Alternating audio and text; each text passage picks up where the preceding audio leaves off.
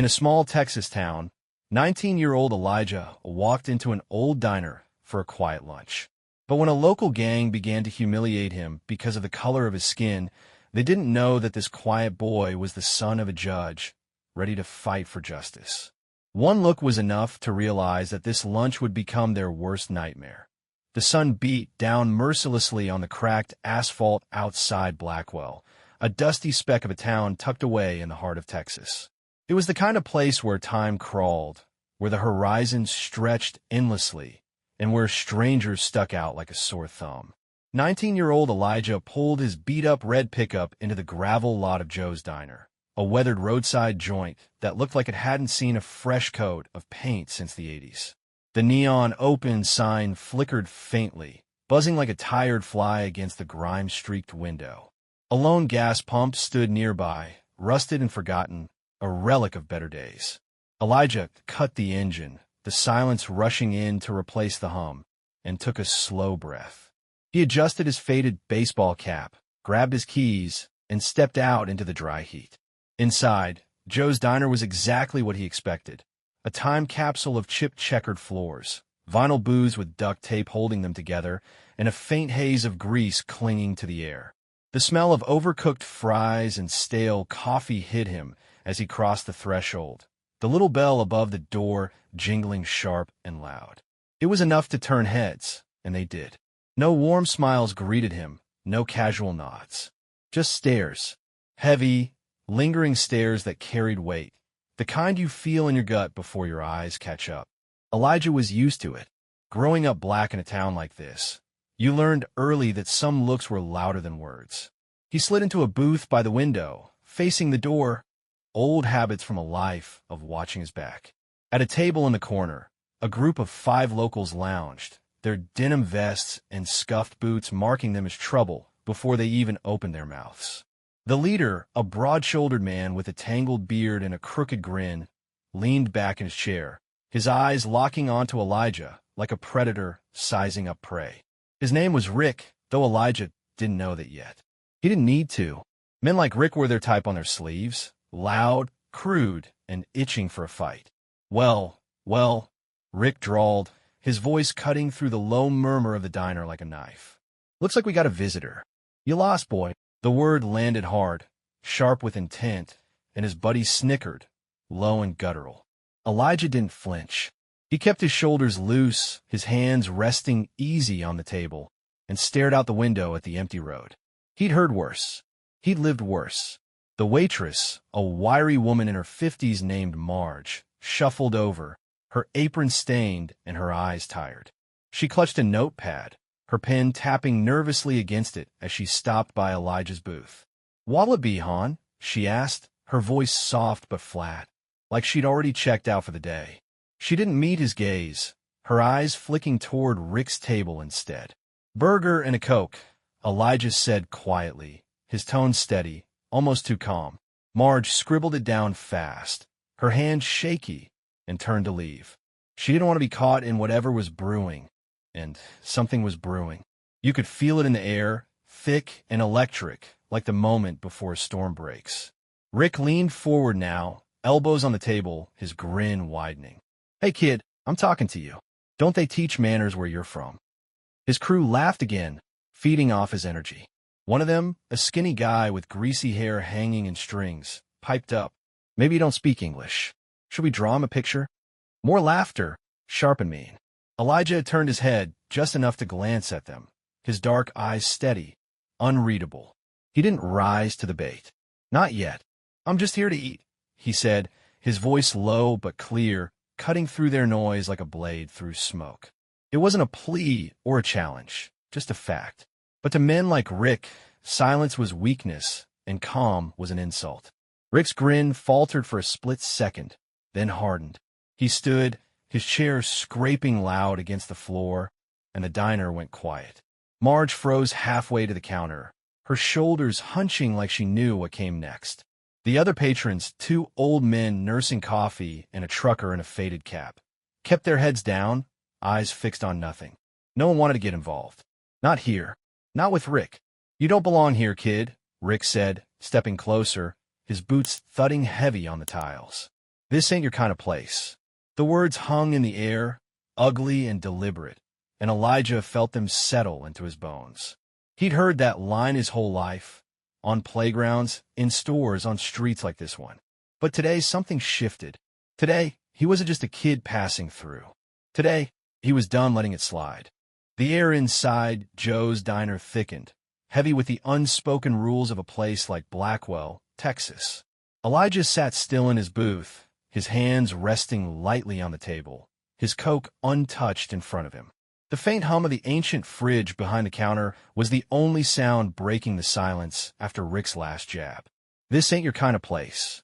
The words lingered, sharp and bitter, like a challenge no one in the room could ignore.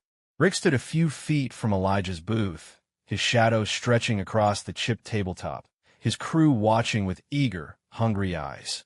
Marge, the waitress, hovered near the counter, clutching her notepad like a shield. She shot a quick glance at Elijah, then at Rick, her lips pressing into a thin line. "Let the boy eat, Rick," she said, her voice trembling but firm, a rare spark of defiance in her tired frame. Rick's head snapped toward her, his grin twisting into something uglier. "Stay out of it, Marge. This don't concern you." She flinched but didn't move, rooted to the spot, her eyes darting between the two like she was waiting for the inevitable. Rick turned back to Elijah, leaning in closer now, close enough that Elijah could smell the stale beer on his breath. "You deaf or just dumb, kid? I said you don't belong here." His voice was louder now, meant for the room, a performance for his crew and the handful of onlookers pretending not to watch. The skinny guy with the greasy hair, Danny, his name turned out to be, chimed in from the corner. "Maybe he needs a lesson in how things work around here." The others laughed, a low, mean rumble that rolled through the diner like thunder. Elijah didn't move, didn't blink. He lifted his gaze slowly, meeting Rick's eyes with a calm that felt almost unnatural. "I'm not bothering anyone," he said, his voice steady as steel, each word deliberate. "Why are you bothering me?" It wasn't a question that begged for an answer. It was a mirror reflecting Rick's aggression back at him. And Rick didn't like what he saw. The grin vanished. Rick straightened up, his jaw tightening, and slammed a meaty fist down on Elijah's table. The Coke wobbled, spilling a dark puddle across the laminate, and the glass clinked hard against the edge. "You got a mouth on you, huh?" Rick snarled, his face reddening. "Think you're smart." He reached out and swiped the plate Marge had just set down, a burger and fries untouched, onto the floor. It hit the tiles with a dull thud, fries scattering like shrapnel. The diner went dead silent. Every eye locked on the scene, every breath held. Elijah looked down at the mess, then back up at Rick. His expression didn't change. No anger, no fear, just that same unshakable calm. "That was my lunch," he said softly, almost to himself. The simplicity of it, the quiet way he said it, cut deeper than any shout. Rick's crew shifted in their seats, egging him on with nods and smirks. "Teach him, Rick," Danny called, cracking his knuckles. "Show him who runs this town." Rick grabbed the edge of Elijah's table and flipped it with a grunt, sending the Coke glass crashing to the floor. Shards skittered across the checkered tiles, and Marge let out a small gasp, stepping back toward the counter. "Get up," Rick barked, looming over Elijah now, his fists clenched. "We're taking this outside. You don't walk out of here till you learn some respect." His voice dripped with menace, the kind that promised bruises, or worse, if Elijah didn't play along. The old men at the counter kept their heads down, their coffee cups trembling slightly in their hands. The trucker in the corner shifted, like he might say something, but thought better of it. This was Rick's turf, and everyone knew it. Everyone except Elijah. He stayed seated, his posture relaxed, his hands now resting on his knees. "I'm not looking for trouble," he said, his tone still even, like he was talking about the weather. "I just wanted a burger." Rick laughed, a harsh, grating sound. "Oh, you'll get something, all right." He stepped closer, towering over the booth, and jabbed a finger at Elijah's chest. "You think you can waltz in here, acting like you own the place? This is our spot, and we don't take kindly to your kind." The words hit like a slap, raw and ugly, stripping away any pretense. This wasn't just about a seat or a meal. This was about who got to belong and who didn't. Elijah's jaw tightened. Just for a second, the only crack in his calm. He knew what your kind meant. He'd heard it in school hallways, seen it in the way cashiers watched him too closely, felt it in the stares that followed him down every street in Blackwell. But he didn't rise. Not yet. Instead, he reached into his pocket, slow and deliberate, and pulled out his phone. Rick snorted. "What, you gonna call Mommy?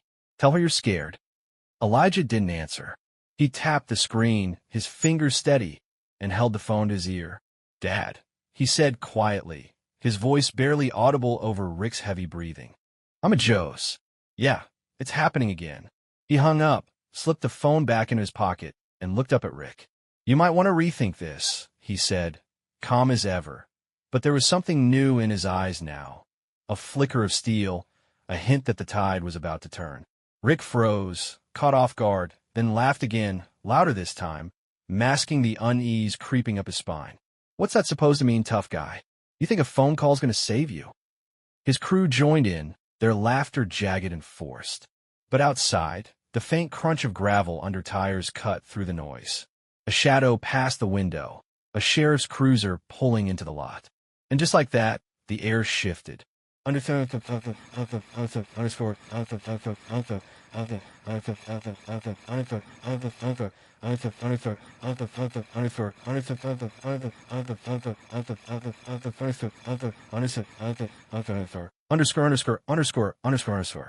gravel crunched louder outside Joe's diner as the sheriff's cruiser rolled to a stop, its engine ticking down into silence.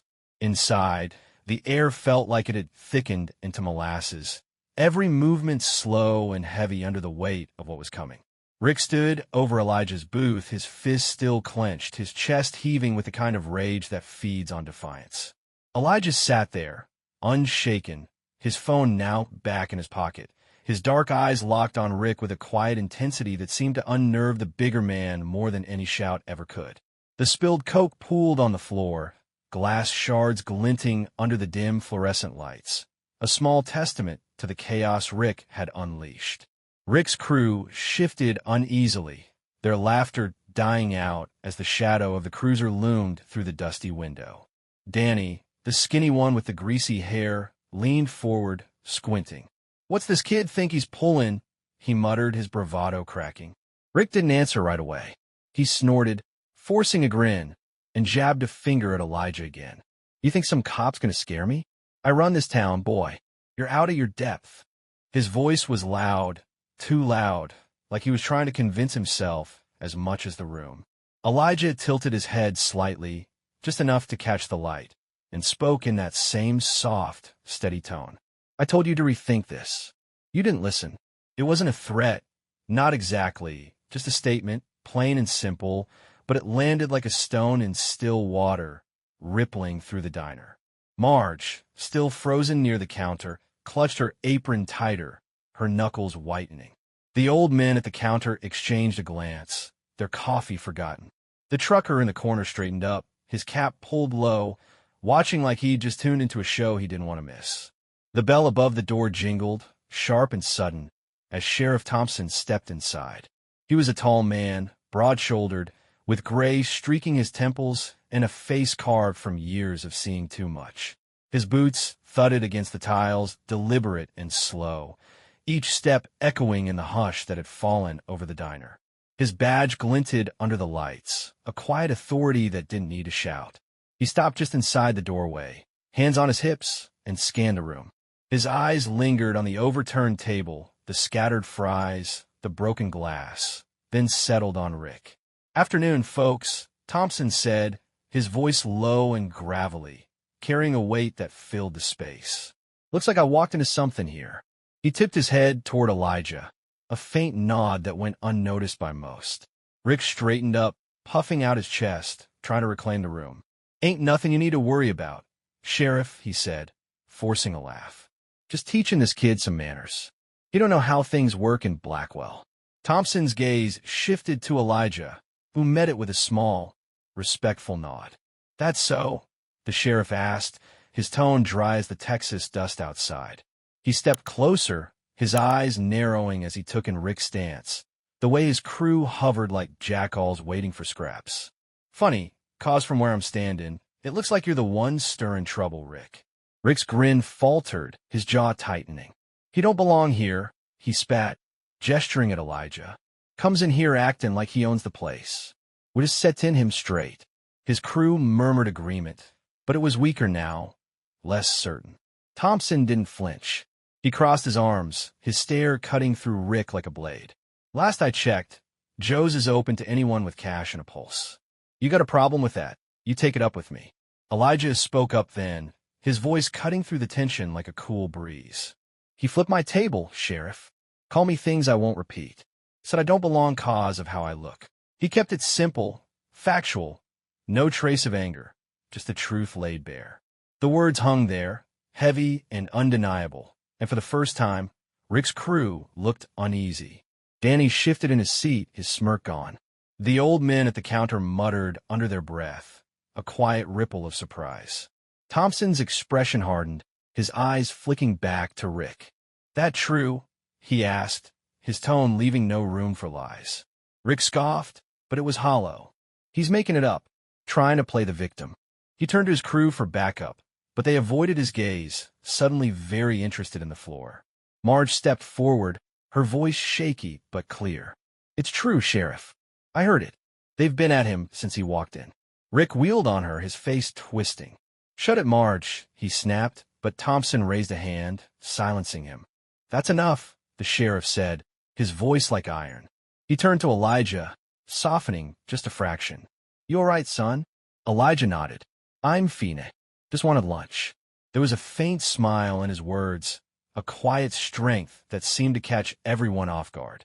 Tompson sighed, rubbing a hand over his jaw, then looked at Rick. "You know who this kid is, don't you?" Rick blinked, thrown off. "What?" Tompson stepped closer, lowering his voice, but making sure it carried. "This is Elijah Garrett, Judge Garrett's boy. You know, the man who's been cleaning up this county for years. Ring any bells?" The name hit like a thunderclap. Rick's face drained of color, his bravado crumbling. His crew froze, realization dawning too late. Elijah leaned back in his booth, calm as ever, and pulled his phone out again. "I got it all recorded," he said simply, tapping the screen. "Every word, every thread. My dad'll be real interested in this." The diner went still, the weight of those words sinking in.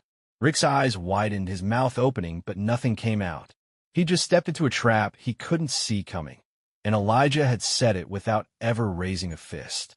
The silence in Joe's diner was deafening, a stark contrast to the chaos that had reigned just moments before.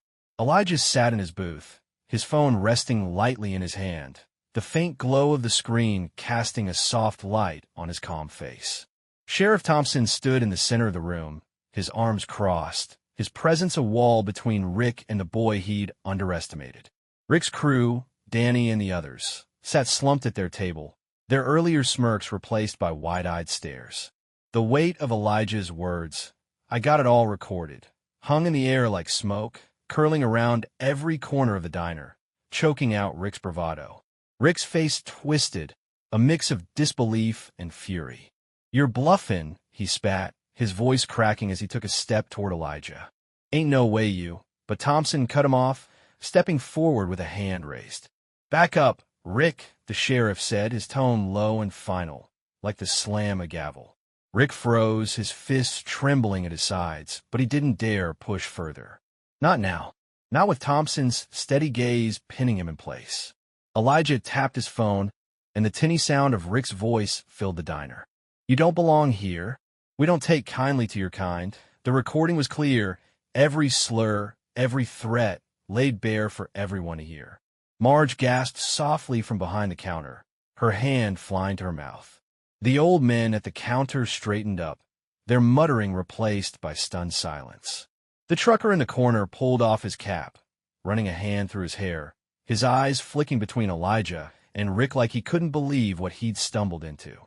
Tompson's jaw tightened as the audio played, his expression darkening with every word. When it ended, Elijah set the phone down gently, his eyes meeting the sheriff's. "That's just the start," he said quietly. "There's more if you need it." His voice was steady, unshaken, a quiet power that seemed to grow with every second Rick's world unraveled. Rick's face went from red to ghostly pale, his mouth opening and closing like a fish out of water. That don't prove nothing, he stammered, turning to his crew for support. Tell him, Danny. Tell him it's nothing. But Danny shrank back, his greasy hair falling into his eyes as he mumbled, I didn't say nothing, man. The others shifted away too, their loyalty evaporating under the sheriff's glare. They weren't laughing now. They weren't anything. Tompson turned to Rick, his voice cutting through the tension like a blade. You're on probation, Rick. You know that, right? One slip, and you're back in a cell. Harassing this kid, throwing threats around, sounds like a slip to me. He paused, letting the words sink in, then nodded toward Elijah. And Judge Garrett's son, no less. You picked the wrong day to play tough. Rick's knees buckled slightly, though he tried to hide it. Judge Garrett? He croaked, the name hitting him like a punch he couldn't dodge. Everyone in Blackwell knew Judge Garrett, a no-nonsense man who'd spent years cracking down on the county's underbelly, from petty crooks to bigots like Rick. And Elijah was his son. The realization crashed over Rick's crew, too, their faces a gallery of regret and panic. They'd thought they were picking on a nobody. They'd been wrong. Elijah leaned back in his booth, his posture still relaxed, but there was a sharpness in his eyes now, a quiet fire that hadn't been there before. My dad'd been fighting this kind of thing my whole life, he said, his voice low but clear. He taught me how to handle it. Not with fists, with proof. He tapped the phone again, a small gesture that felt monumental. You crossed the line. Now you deal with it. Tompson pulled a pair of cuffs from his belt, the metal clinking softly as he stepped toward Rick. Hands behind your back, he said, his tone leaving no room for argument. Rick's eyes darted around, wild and desperate, searching for an out that wasn't there. This is bull, he shouted, his voice breaking. You can't do this over some kid's recording. But Tompson didn't flinch. I am. You've had enough warnings, Rick. Time's up. The cuffs snapped shut around Rick's wrists, the sound sharp and final. He cursed under his breath, his head dropping as Tompson guided him toward the door. The sheriff glanced back at the crew. Anyone else want to join him? He asked, his voice a challenge. Danny and the others shook their heads fast, hands raised in surrender. No, sir, Danny muttered, his bravado long gone. They weren't about to test their luck. Not now. Marge stepped out from behind the counter, her hand still trembling, but her eyes bright with something like relief. You okay, hon? She asked Elijah, her voice soft but steady now. He nodded, offering her a faint smile. I'm good, Nam. Thanks for trying to help. She blinked, surprised by his calm, then nodded back, a flicker of pride crossing her face. Tompson paused at the door, Rick in tow, and looked at Elijah. You did good, kid, he said, a rare warmth in his gruff tone. Your dad'll be proud. Elijah shrugged, almost shyly. Just wanted lunch, he said, and there was a hint of a laugh in his words, a lightness that cut through the heavy air. The bell jingled as Tompson pushed Rick outside. The cruiser's door slamming shut a moment later. Inside, the diner exhaled. The old men started whispering, their voices tinged with awe. The trucker shook his head, muttering, Kid's got guts. And Elijah? He reached down, picked up a stray fry from the floor, one that had survived the chaos, and popped it in his mouth. He wasn't done yet. Not until justice was fully served. The gravel crunched under the sheriff's boots as he shoved Rick into the back of the cruiser, the door slamming shut with a thud that echoed across the empty lot of Joe's diner. Inside, the tension that had gripped the room like a vice began to loosen, unraveling into a quiet hum of disbelief and relief. Elijah sat in his booth, the chaos of the last half hour reduced to a few scattered fries and a puddle of Coke on the floor. He brushed a hand over his faded cap, adjusting it slightly, and leaned back, his dark eyes scanning the diner with that same unshakable calm that had carried him through all. Marge emerged from behind the counter, her steps hesitant at first, then quicker as she approached Elijah's booth. She carried a fresh plate, a burger and fries, steam still rising from the patty, and set it down in front of him with a shaky smile. On the house, hon, she said, her voice soft but firm. like she'd found her footing again. You deserve it after that. Elijah looked up, his faint smile breaking through the stillness. Appreciate it, ma'am, he said, nodding. Didn't mean to cause a scene. Marge shook her head, her eyes bright with something close to admiration. You didn't cause nothing. They did. She glanced toward the window, where the cruiser's red taillights glowed as it pulled onto the road. Rick's silhouette slumped in the back seat. Been a long time coming for that one, she added, quieter now, almost to herself. Elijah didn't reply, just picked up the burger and took a bite, savoring the normalcy of it, like the world hadn't just shifted under his feet. The diner stirred back to life, slowly at first. The old men at the counter turned in their stools, their whispers growing into hushed conversation. Never seen Rick back down like that, one muttered, his coffee cup finally steady in his hand. Kid's got something special, the other replied, nodding toward Elijah. The trucker in the corner tipped his cap back, leaning against the wall with a grin. Takes guts to stand up like that. Smart, too, using that phone. Wish I'd thought of it back in my day. Outside, the cruiser disappeared down the highway, swallowed by the endless stretch of Texas asphalt. Inside, Rick's crew sat in their corner, deflated, their heads low. Danny ran a nervous hand through his greasy hair, avoiding eye contact with anyone. The others stared at the table, their bravado stripped away, leaving them small and silent. They'd followed Rick into this mess, and now they were left to pick up the pieces, or at least figure out how to slink away without drawing more attention. Elijah ate quietly, his movements deliberate, unbothered by the eyes still lingering on him. But they weren't hostile now. There was curiosity, respect, even a flicker of awe in the glances that darted his way. Marge lingered nearby, wiping down the counter though was already clean, stealing looks at him like she was trying to piece together who he really was. Finally, she spoke again. Your dad's a judge, huh? Garrett. Elijah nodded, swallowing a fry. Yes, ma'am. Been fighting for folks like me since before I was born. She paused, her rags stilling on the counter. And you? What's your fight? Elijah set the burger down, his gaze drifting to the window for a moment, thoughtful. Same as his, I guess, he said softly. Just doing it my way. Can't let him win. Not like that. Marge smiled, a real one this time, and went back to her work, leaving him to his meal. The bell jingled again as an older man stepped inside, a farmer, judging by his weathered hands and sun-creased face. He'd been outside fixing a flat tire and had missed the showdown, but he caught the tail end of the buzz. What's all this about?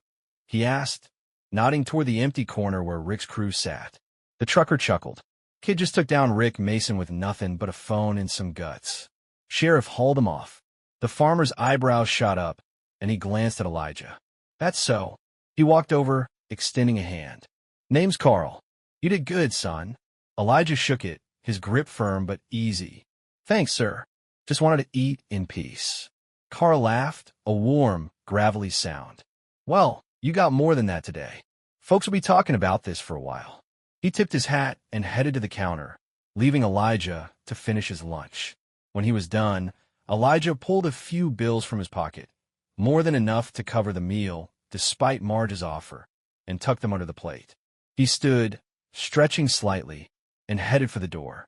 The bell jingled as he stepped outside, the dry heat hitting him like a wave. His pickup waited in the lot, dusty and faithful, and he climbed in without a backward glance.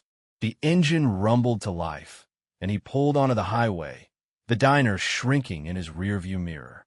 Word spread fast in Blackwell. By the next day, the story was everywhere. How Judge Garrett's son had faced down Rick Mason. How he'd turned the tables with nothing but a recording and a cool head. At the courthouse, Judge Garrett listened to the audio, his stern face softening with pride as he filed charges against Rick. Harassment, probation violation, hate-motivated intimidation. Rick got 6 months, a light sentence by some standards, but enough to send a message. His crew scattered, their reputations bruised, their swagger gone. For Elijah, it wasn't about the talk or the win. He drove home that day, the sun dipping low, casting long shadows across the road. He thought about his dad, about the lessons of standing tall without shouting, of fighting smart instead of hard. The radio played a faint tune, and he let it carry him forward, another mile, another town. Back at Joe's, Marge told the story to every customer who'd listen, her voice steady now. He was just a kid getting lunch, she'd say, smiling. But he changed something here, and he had quietly, firmly, in a way that stuck.